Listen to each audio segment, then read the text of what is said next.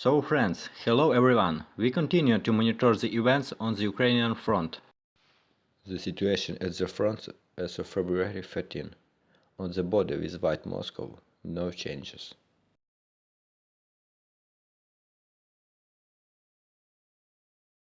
Svativ shade. The enemy makes distraction strikes on Rivka from Ploshchanka, Chernovopivka, Zhelkivka and Kreminaya. The enemy is conducting offensive action, the purpose of which is to dislodge our forces from the left bank of the Zherebets River.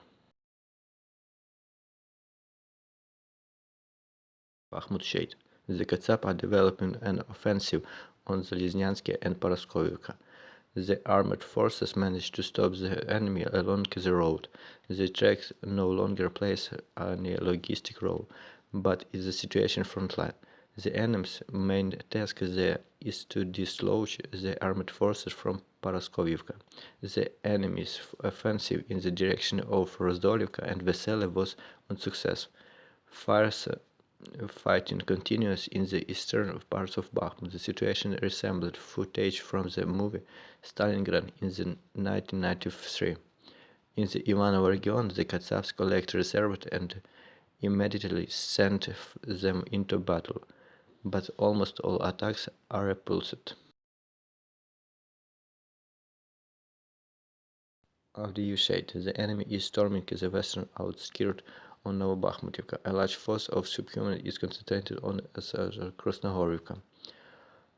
Because the enemy has found a gap in the defense and regular fields in this manpower. The enemy took several positions in the south of Permomaisky. A heavy and massive assault of Nevelsky began. The situation near the village is very difficult. In recent days, the enemy has launched a massive assault on the central and south of Marienka. And our arrival is patching up the front's breakhouse.